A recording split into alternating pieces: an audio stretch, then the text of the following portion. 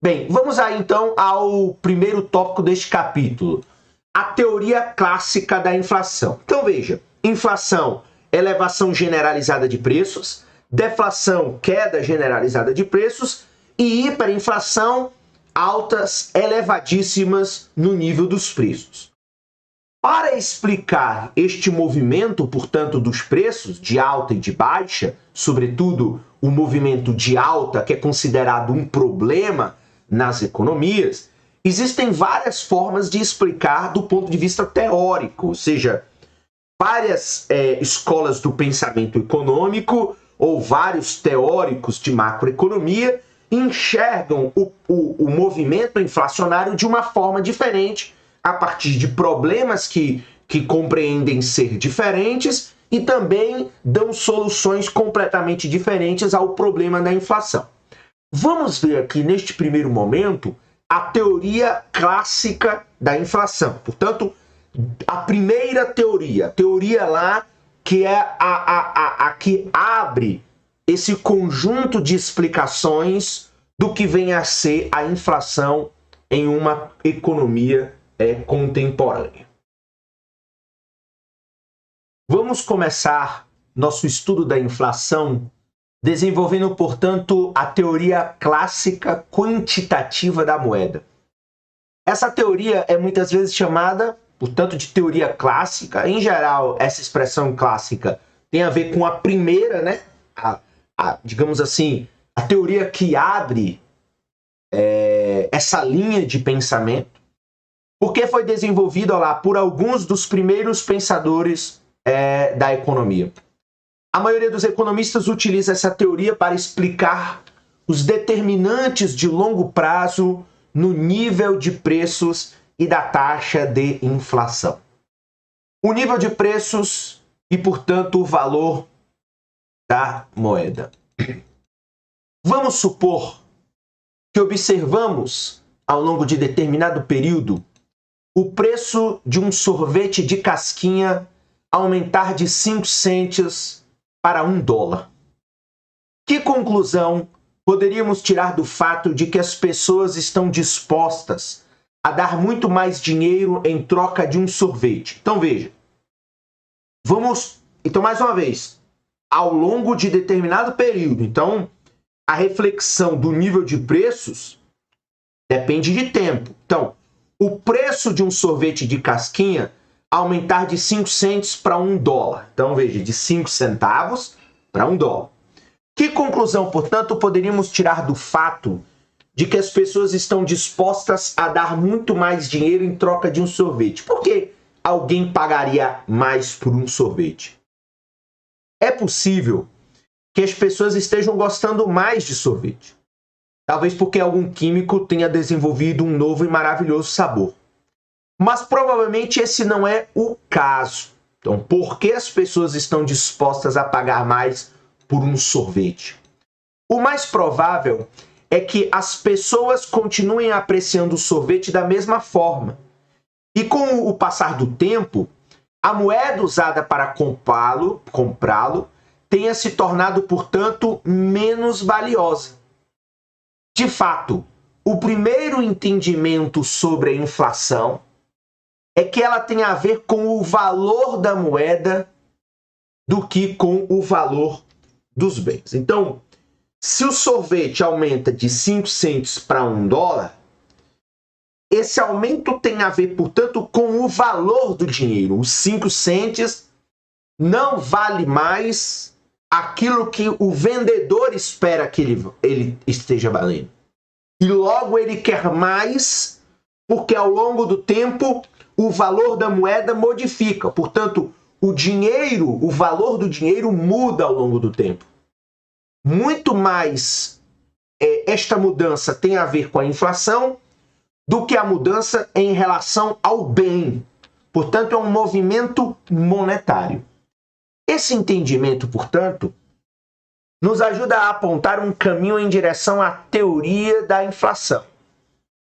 Então veja, quando o índice de preços ao consumidor e outras medidas do nível de preços aumentam, os analistas muitas vezes sentem-se tentados a olhar os muitos preços individuais que compõem esses índices de preço. Então veja, quando os índices, né, de preço ao consumidor, o índice é uma cesta de mercadorias, aumentam, é comum, portanto, os analistas, né, de mercado, até mesmo as autoridades de um governo, sentem-se tentados a olhar os preços individuais que compõem esses índices. Então veja, o IPC aumentou 3% no mês passado, influenciado por um aumento de 20% no preço de café e um aumento de 30% no preço do óleo para aquecimento. Então, quando a gente tem um processo inflacionário, para a gente entender por que este processo inflacionário está acontecendo, a gente tenta olhar os preços individuais e tenta enxergar ali aqueles produtos que mais oscilaram para dizer, olha, a culpa é do tomate, a culpa é da gasolina, a culpa é do café, a culpa é do óleo, a culpa é da batata e assim sucessivamente. Embora essa abordagem contenha, claro, algumas informações interessantes sobre o que está acontecendo na economia, deixa passar um ponto-chave. Então, qual é o ponto-chave? A inflação é um fenômeno amplo da economia que diz respeito, em primeiro lugar, ao valor do meio de troca da economia. Portanto, a inflação, na verdade, ela é um fenômeno monetário, ela não é um fenômeno dos bens reais, por assim dizer. Então, é um fenômeno da moeda. É, digamos assim, uma doença da moeda. O nível geral de preços da economia pode ser visto de duas maneiras. Então, pode ser visto de duas maneiras. Até agora, olhamos o nível de preços como o preço de uma cesta de bens e serviços. Então, veja, o nível geral de preço pode ser visto de duas maneiras. A primeira maneira é a maneira normal, ou seja, é um índice que tem lá o preço de uma cesta de bens e serviços, uma composição com peso, etc. Quando o nível de preços aumenta, as pessoas precisam pagar mais pelos bens e serviços que compram. Alternativamente, podemos ver o nível de preços como uma medida do valor da moeda. Então, alternativamente, podemos ver este nível de preço como uma medida do valor da moeda. Um aumento no nível de preços significa uma redução no valor da moeda, porque cada dólar que você tem na carteira compra uma quantidade menor de bens e serviços. E aqui, neste parágrafo, está a parte, talvez, mais importante desta primeira parte da explicação. O que acontece? Então, o Menkil está sustentando, a partir desta teoria quantitativa da moeda, ou da teoria quantitativa da inflação, né? Sobre a expressão correta, teoria quantitativa da moeda. O que acontece? Aqui tem a primeira questão. Então, veja. Primeiro, a teoria sustenta o fato de que a inflação é um problema no valor da moeda e não necessariamente no bem. Quando o nível geral de preços aumenta, então, quando eu tenho um processo de inflação, isso significa que o valor da moeda caiu. Então, veja, um aumento, e aí olha lá, um aumento no nível dos preços significa uma redução no valor da moeda. Ou seja, significa que a moeda, neste tempo analisado, ela perdeu a sua capacidade de comprar a mesma coisa. Então eu tenho um processo inflacionário em que com 5 centes eu passo a cobrar $1 pelo sorvete. O que significa que esses 5 centes perdeu o poder de compra, perdeu o seu valor no tempo. Portanto, de novo, um aumento no nível de preços significa uma redução no valor da moeda, porque cada dólar que você tem na carteira compra agora uma quantidade menor de bens e serviços, mostrando, portanto, que o seu dinheiro perdeu o valor no tempo. pode ser útil expressar matematicamente essas ideias. Suponha que P seja o nível de preços medido, por exemplo, pelo índice de preços ao consumidor ou por um deflator do PIB. Então, P mede o número de dólares necessários para comprar uma cesta de bens e serviços. Agora vamos inverter essa ideia.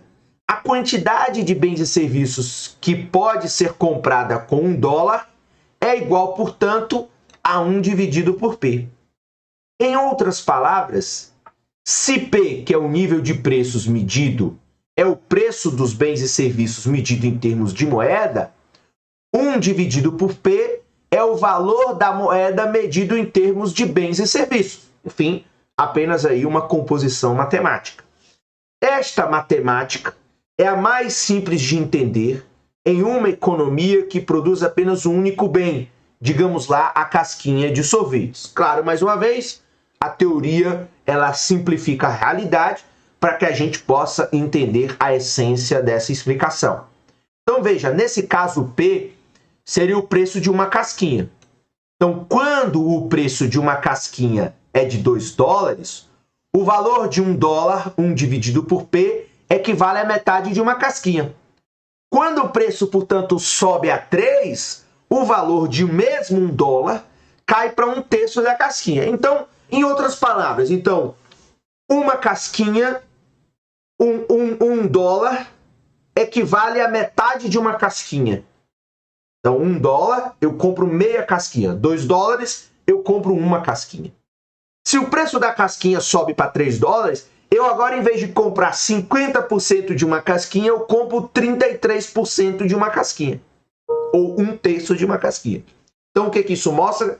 Que o mesmo dólar não compra mais a mesma quantidade de produto. A economia real, ela, claro, é mais complexa. Por quê? Porque ela produz milhares de bens e serviços, portanto, podemos usar um índice de preço em vez do preço de um único bem. Então, como a gente tem uma centena de milhares de produtos, então, por exemplo, quando a gente faz o reajuste do preço de um aluguel, a gente utiliza um índice de preço que ali dentro tem o preço da comida, o preço da gasolina, que necessariamente não tem nada a ver com aluguel. Mas esse índice ele é utilizado, portanto, aí para descobrirmos se, consequentemente, você teve uma perda no poder de compra ou se a moeda teve uma desvalorização. Então, a economia real, como ela produz milhares de produtos e serviços, portanto, aí no lugar do P, que é o que seria aí, no caso, a casquinha, claro, na teoria simplificada, você pode utilizar um índice de preço em vez do preço de um único bem. Mas a lógica, ela permanece a mesma, ou seja, quando o nível geral de preços sobe, o valor da moeda diminui. Então, quando você está tendo agora uma inflação no Brasil, essa inflação, quando o nível geral de preços sobe, significa que o valor do real está menor. Então, o mesmo real agora, neste momento, em 2022, compra menos do que comprava em 2019, 2018, 2017 e assim sucessivamente. Então, isso aí revela uma coisa, um movimento. Então, essa primeira compreensão do que vem a ser a inflação. Então, a inflação é um problema da moeda, ok? É um problema da moeda. Então, o valor da moeda muda ao longo do tempo.